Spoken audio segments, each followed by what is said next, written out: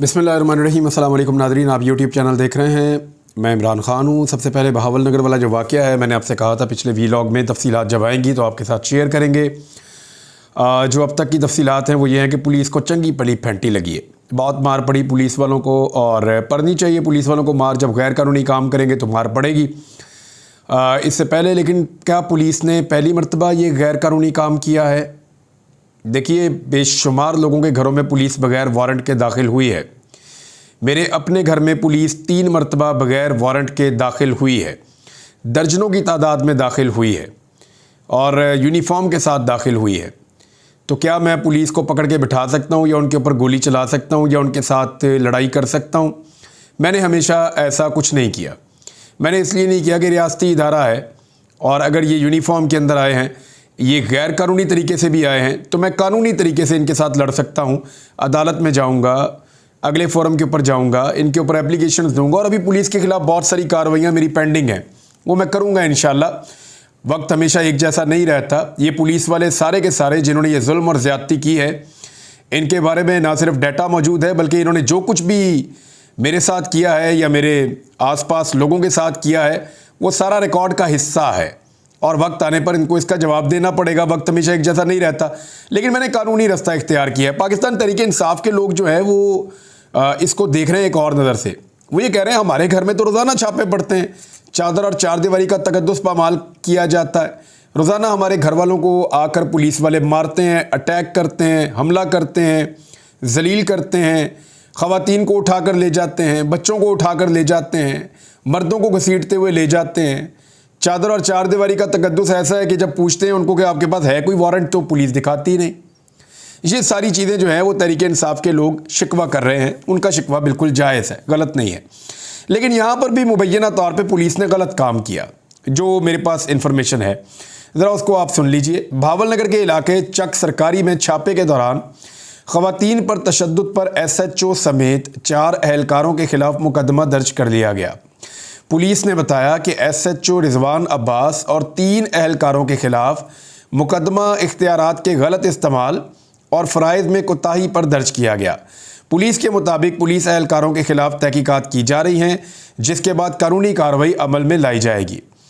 ये याद रहे कि 2 रोज़ कबल मुलजिम की गिरफ्तारी के लिए एक घर पर पुलिस ने छापा मारा था। ये पुलिस नॉर्मली ऐसे ही करती है। हमने एक बंदा पकड़ा, उसने निशानदेही की, फ़लाँ घर के अंदर बंदे हैं, हम उस घर के अंदर फ़लाँ के अंदर दाखिल हो गए। यानी किसी भी घर के अंदर दाखिल होने के लिए इस किस्म का एक बहाना हमेशा बनाते हैं। और ये छापा मारा और मुलजिम के अहले खाना ने पुलिस पर चादर और चारदीवारी का तकद्दुस पामाल करने और तशद्दुद का इल्ज़ाम लगाया। पुलिस ने दावा किया कि मतलूब मुलजिम की गिरफ्तारी के लिए एक घर में छापा मारा था, जिस दौरान अहले खाना समेत मुतअद्दिद अफराद ने पुलिस एहलकारों को यरगमाल बनाकर तशद्दुद का निशाना बनाया। अच्छा, पुलिस ने पहले तो खुद गैर कानूनी काम किया, ये कह के कि हम किसी बंदे के पीछे आए थे। ऊपर से वो जो घर वाले हैं उन्होंने पकड़ के उनको बटा के उनको फेंटी लगा दी पुलिस वालों को। और पुलिस ने ख़वातीन समेत 23 अफराद के खिलाफ मुकदमा भी दर्ज कर दिया। फिर पुलिस ने वही काम किया जो वो करती है। उन्होंने कहा दे सारे दे पर्चा।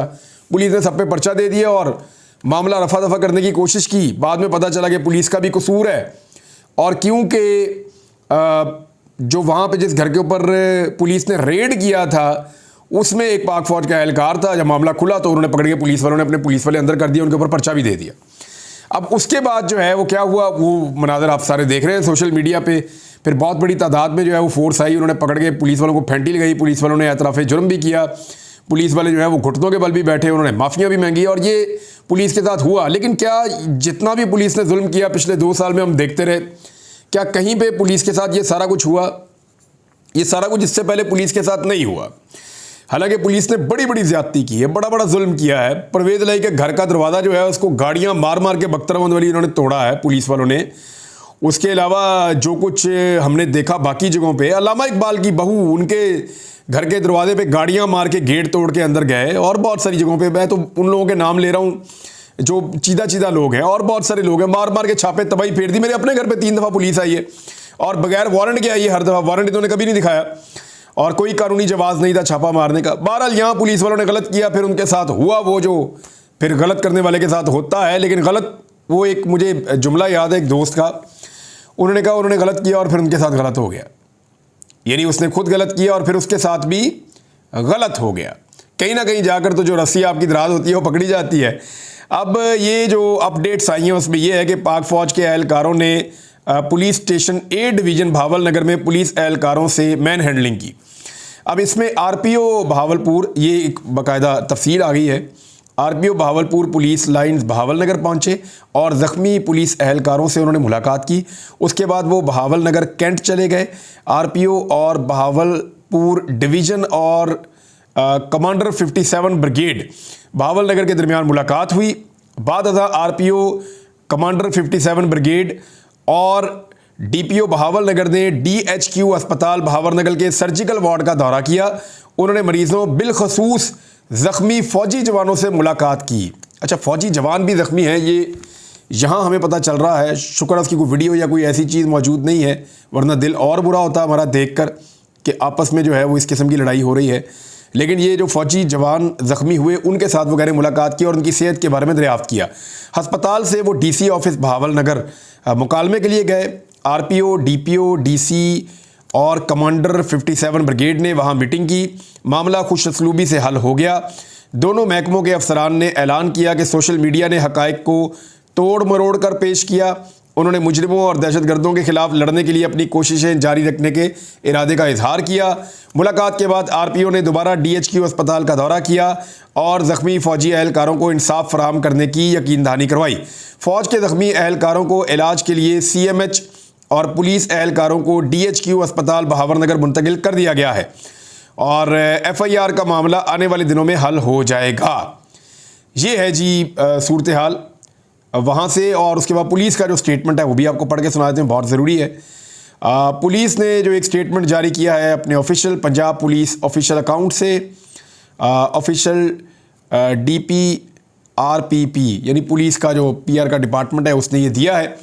वो ये लिखते हैं कि भावलनगर में पेश आने वाले मामूली वाक़या को, वैसे मामूली तो वो लग नहीं रहा विजुअल्स को देखते हुए, जो हमें नज़र आ रहे हैं, लोगों का खून भी निकल रहा है, चोटें भी लगी हैं। फिर पुलिस ने जो हरकत की, लोगों के घर के अंदर घुसकर ख़वातीन के ऊपर टॉर्चर किया, वो भी गैर मामूली है, और जो पुलिस के साथ हुआ वो भी गैर मामूली है। लेकिन अब प्रेस रिलीज़ है तो एज इट इज़ पढ़ के आपको सुना देते हैं। भावलनगर में पेश आने वाले मामूली वाक़या को सोशल मीडिया पर स्याको सबाक से हटकर और बढ़ा चढ़ाकर पेश किया गया।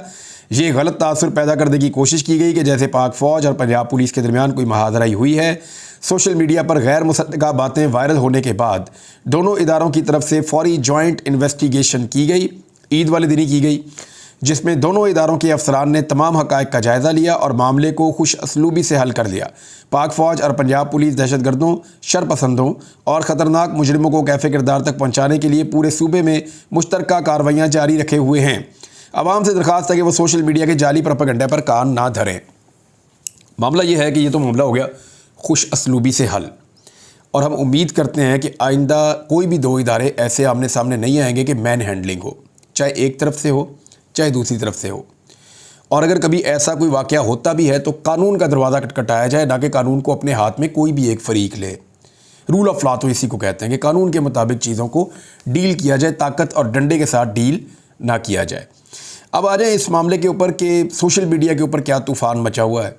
तो पाकिस्तान तहरीक इंसाफ ने पुलिस से बहुत मार खाई है 2 साल में।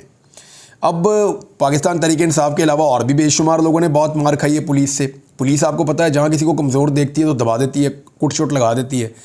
तो पुलिस ने जिस जिसको कुट लगाई है वो लोग अपना कथारसिस कर रहे हैं इन विजुअल्स को देख के, और वो ये देख रहे हैं कि जी पुलिस वाले जो हमें बहुत मारते थे अब उनको मार पड़ रही है। तो इस किस्म का लोगों का एक तासुर है और पुलिस के साथ लोग हमदर्दी नहीं कर रहे, और मुझे इस बात के ऊपर अफसोस हो रहा है कि पुलिस के साथ लोग हमदर्दी नहीं कर रहे, हालांकि वो भी हमारा एक इदारा है।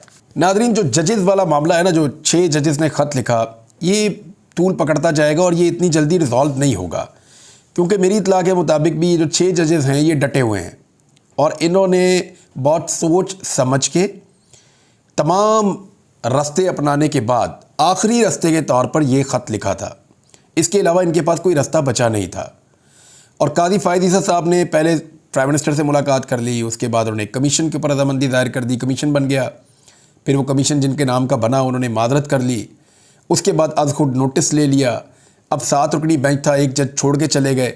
लेकिन इसके अंदर जो पहला जो हेयरिंग हुई है उसका जो उसकी जो तफसीलात हैं वो सामने आई हैं, और आज खुद नोटिस की पहली समाअत का तहरीरी हुक्मनामा जारी हो गया है।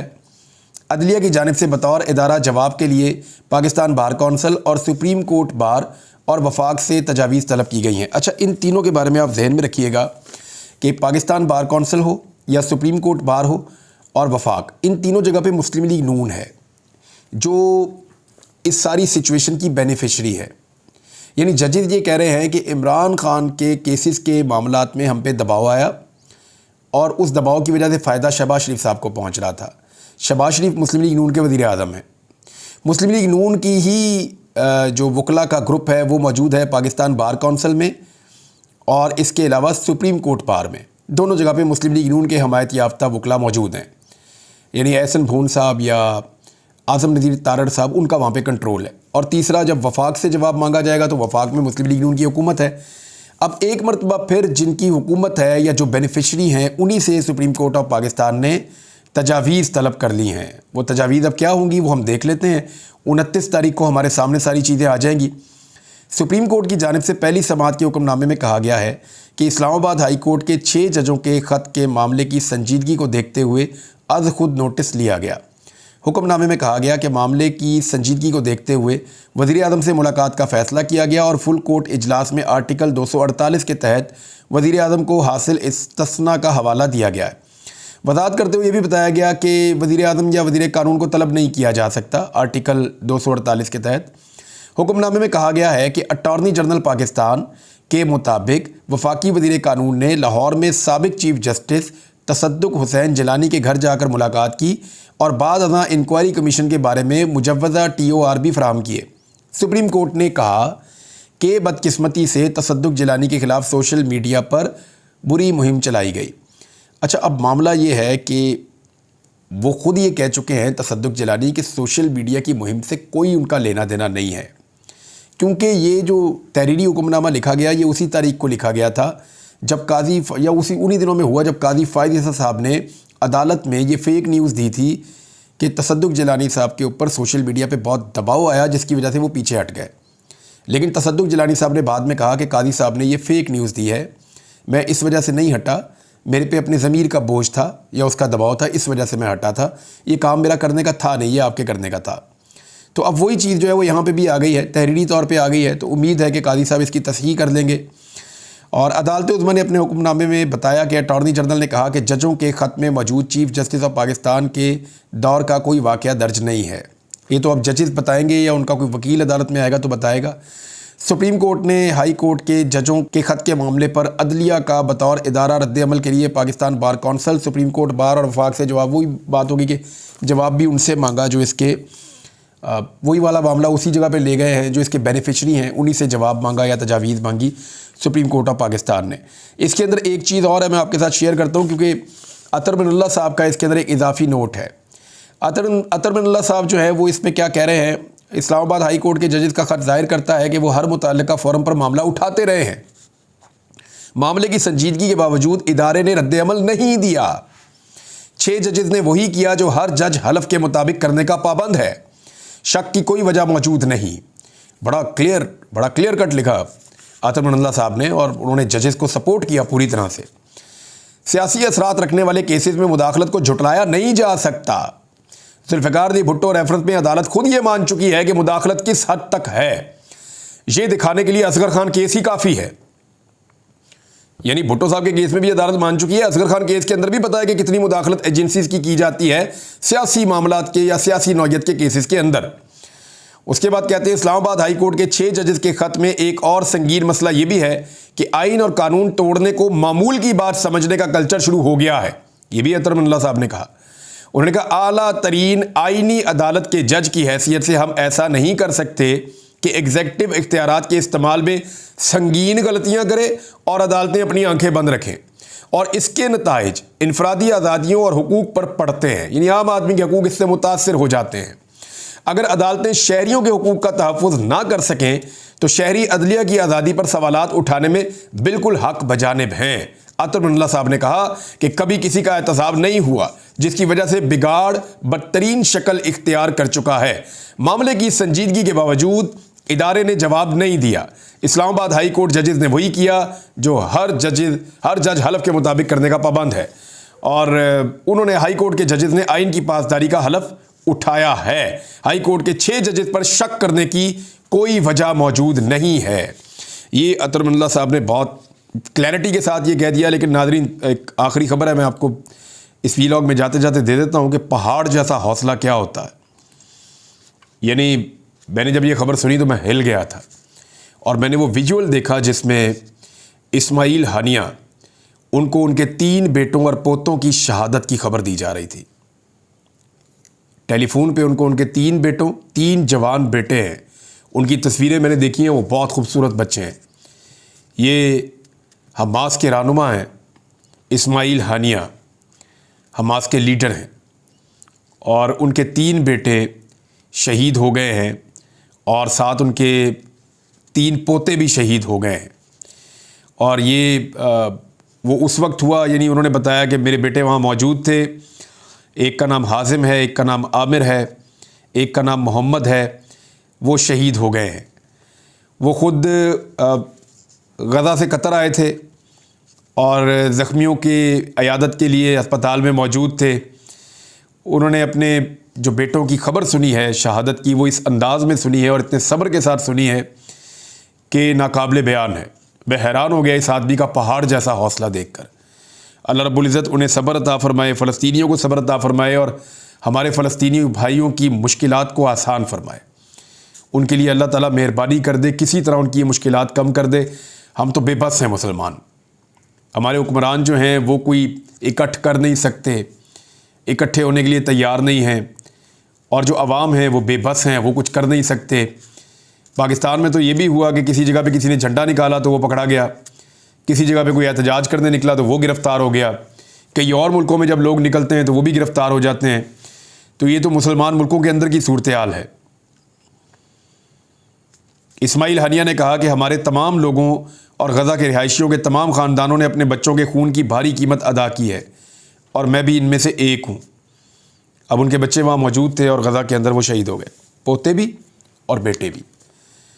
लेकिन मैंने हौसला देखा उस शख्स का, पहाड़ जैसा हौसला।